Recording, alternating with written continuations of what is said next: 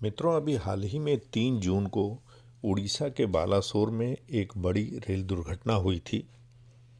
इस भीषण दुर्घटना को भारतीय एवं अंतर्राष्ट्रीय मीडिया ने अपने अपने तरीके से दिखाया था।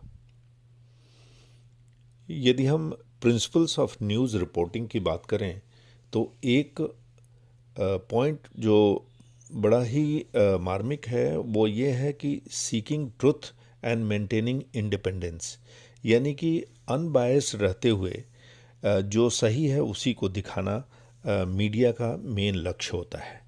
परंतु चिंता की विषय यह है कि कुछ विदेशी मीडिया इसी बहाने भारतीय रेल प्रशासनिक व्यवस्था को फेल एवं संपूर्ण भारत में विदेशियों के हितों के लिए इसे अत्यंत खतरनाक घोषित कर दिया।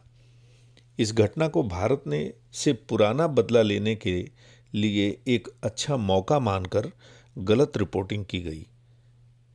कई देश की मीडिया तो अपने नागरिकों को भारत में ट्रेन से यात्रा न करने की सलाह भी दे दी।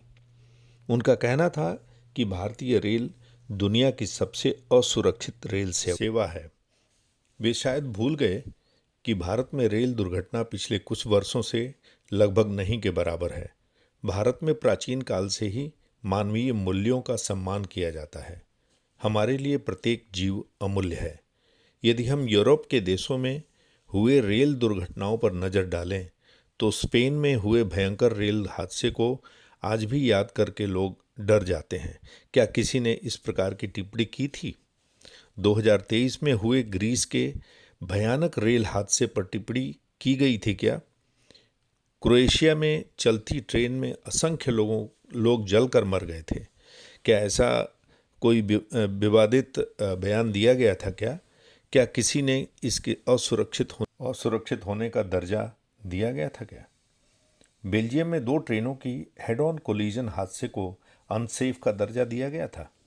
इटली में रेल हादसे की रिपोर्टिंग इस तरह से हुई थी क्या?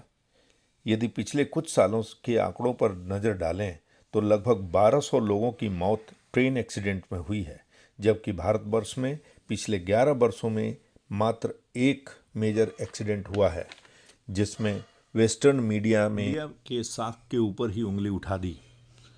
पूरे यूरोपियन यूनियन का एक आंकड़ा उठा के देखें तो 2010 से 2020 के बीच में 2000 से भी ज़्यादा एक्सीडेंट्स हुए हैं, जिसमें 10,000 लोग मारे गए और लगभग 9,000 लोग सीरियसली इंजर्ड बताए गए।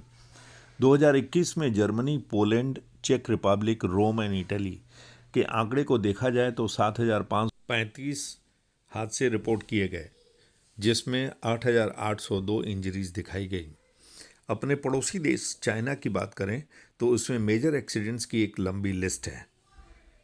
मुंबई के लोकल ट्रेन्स को अक्सर ओवर क्राउडेड कहकर मजाक उड़ाया जाता है, जबकि यहीं पे लंदन और न्यूयॉर्क के स्टेशंस को देख के किसी की हिम्मत नहीं पड़ती कि उनका मजाक उड़ा दें। मैं यहाँ पर स्पष्ट करना चाहता हूँ कि ये नया भारत है और भारत अपने विरोधी संस्थानों और मीडिया हाउसेस को अच्छी तरह से जवाब देना जानता है। उनको याद रहना चाहिए कि उनकी जो आज रेल व्यवस्था है, जो कि भारत से हर मामले में इन्फीरियर है, उस पर जो अकड़ दिखाते हैं वो भारत से लूटा गया पैसा है, जिससे कि उन्होंने अपना इंफ्रास्ट्रक्चर बिल्टअप किया है। यह बात उनको याद रहनी चाहिए।